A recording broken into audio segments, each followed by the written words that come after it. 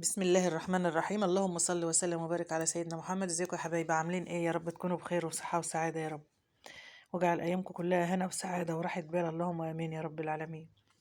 اللهم صل على النبي. قلت النهارده بقى اعمل الروتين في اوضة محمود ابني، فمن زمان ما روقتش اوضته. لا يعني بروقها بس على المشي كده، يعني ما ايه، مش بقلبها القلبة اللي هتشوفوها دلوقتي. الاول مسكت الشباك كده نفضته عشان لو حطيت فيه حاجة فرشة يعني ولا حاجة، بس ما حطيتش يعني. نفضت تنفيضة حلوة من البلكونة ونفضته من هنا، وشلت فرشة السرير عشان اغسلها وديتها على الغسالة. طبعا انت شفت الغسالة في اول الفيديو. وهنا بقى جبت ايه طقم سرير كده نضيف، وهنفرش بقى ايه، ومسكت الأوضة هبيتها وعملت المروحة كده بالمقشة، لان انا مش بطول اطلع امسح المروحة، او بمعنى اصح مش بعرف، ومحدش برضه يهودني ان هو يطلع يمسح المراوح، فبعملها بقى كده بالمقشة. اللهم صل على النبي. هنا بقى بفرش السرير اهوت، كنت حاطه المخدات والحاجه في الشمسة.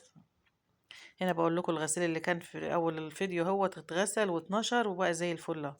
وعصرة كل الغسيل ده على ايدي، والله العصارة بايظة وعاملة ده كله على ايدي، بس مش عصر عصر يعني بقى باللي بالكوا فيه، لا نص عصرة كده ولا ربع عصرة. فالمهم ان هم اتغسلوا وعدوا بقى وخلاص والحمد لله. هنا بقى ايه، جينا نكمل الأوضة. طبعا السرير فرشته زي ما انتم شايفين كده يا حبايبي. المخدة ديت بحطها كده جنب الحيطة عشان ايه، الدنيا بتبقى برد، فبحطها المحمود جنب الحيطة كده.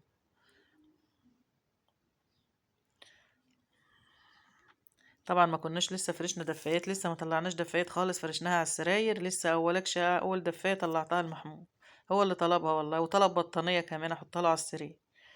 كنت الاول حاطه له دفايه بيتغطى بها خفيفه، قال لي لا شيل الدفايه. خدتها بقى مع فرشه السرير عشان تتغسل، وجبت له بطانيه نظيفه وحطيتها له على السرير. قال لي الجو عاد ببرد بالليل والدفايه بتاعتك دي ما بتعملش حاجه. قلت له ماشي. لسه بقى برضو عايزه اطلع بقيه الدفايات وافرش بقى على السراير، واحط على كل سرير بقى بطانية وكده، لان الجو صراحة يا جماعة بيبرد بالليل خالص والله. مش عارفة الشتا جه بدري ولا انا بتهيألي، ولا الساعة جاية بدري، ولا مش عارف. كنت حاطة بقى الخدة ديت كلها في الشمس، اتهوت كده وحمصت وبقت حلوة، وجبت لها بقى الاكياس بتاعتها كده وقلت اركبها.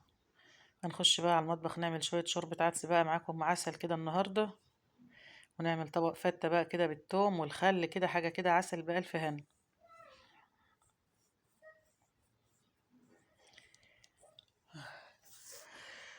انا غسلت الكاميرا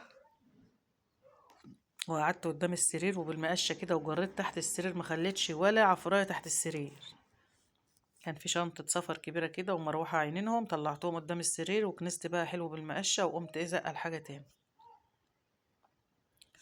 عشان طبعا ما اعرفش قدام الكاميرا اقعد قدام السرير واجر دوت. انا قعدت يجي نص ساعة.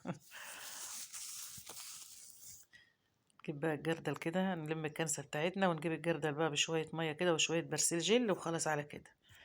انا ببقى احط كرول بس مش عندي كرول، خلصت. اما بعد اجيب بقى ان شاء الله.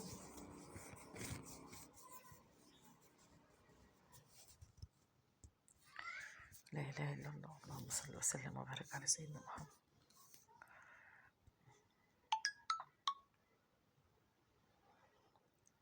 بس كده هلم الكنسة ديت بقى في الكيس، وندخلها بقى على ايه، على جردل الزبالة اعزكم الله، ونطوق الأوضة ونطلع بقى نشوف ايه العدس بتاعنا. كنت انا في الوقت دوت حاطة العدس على البوتاجاز ومطية عليه، حاطة للعدس نص بطاطساية عشان يلف معاكي كده ويبقى تقيل، وحاطه له عند جزر كنت عاملاه مكعبات صغيرة كده، وعيناه اكياس في الفريزر. طلعت كيس حطيته، يعني الكيس حوالي جزرتين، طلعت كيس جزر كده حطيته على ربع كيلو عدس ونص بطاطساية وبصلاية وكام فص توم، وخلاص على كده. وبتوطي عليه بقى وبتسيبيه وحبيتين طماطم كبار كده ولاد ناس.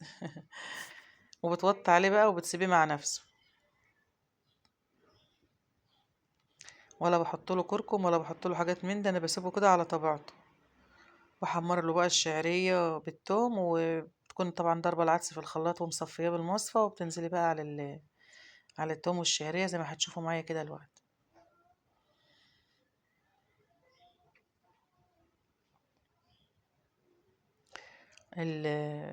كل يوم كده او كل يوم، يعني بريح يوم واشتغل يوم، كل يوم اعمل لي اوضه. ف على قد ما انا قادره كده، كل يوم ويوم اعمل لي اوضه بقى. من يومين كده عملت الارج وياكم ونضفته وخليته زي العسل. جيت افرش الحافظه اللي انا كنت بقول لكم هفرشها في الارج، لقيتها كبيره. بعت جبت واحده، اشتريت واحده جديده والله، صغيره هي شويه كده، وحطيتها في الارج. مين؟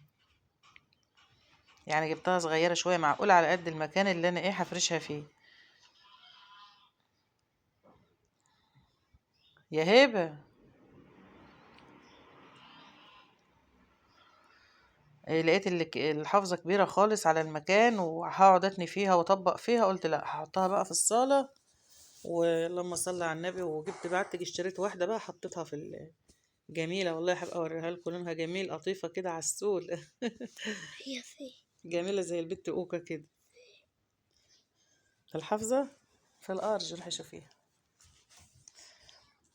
هنا بقى حطيت الشعريه زي ما انتم شايفين كده، وهحط شويه توم، حوالي نص معلقه توم يعني، اهو. وخلاص على كده يتحمروا، ياخدوا اللون الذهبي كده مع بعض، والعدس مصفى وجاهز، ده انزل بالعدس بقى عليهم. لا يا حبايبي، انا بشكركم بشكركم بشكركم، بشكر كل اخواتي وكل حبايبي اللي بيدخلوا عندي واشتركوا عندي. ربنا يسعدكم يا رب، ويجعله في ميزان حسناتكم يا رب. انتوا السند والظهر ليا والله، ربنا ما يحرمني منكم يا رب. افضلوا كده نعمة في حياتي.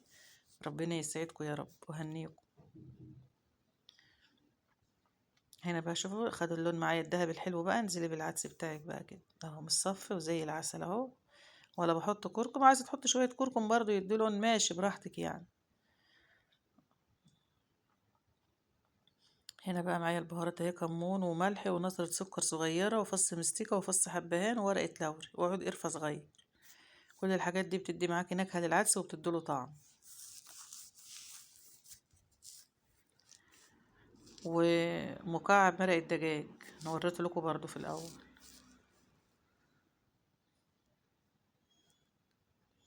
ادي الفتة بتاعتنا عملتها بقى بالخل والثوم، ما عملتهاش معاكم. العيش حمصته في الفرن، وشوحت معلقة حتة توم صغيرة كده بالخل، حطيت عليها الخل بعد ما خدت اللون بتاعها ونزلت بالعيش وحطيت عليها العدس، حاجة كده عسل. يلا يا حبايبي، مع السلامة.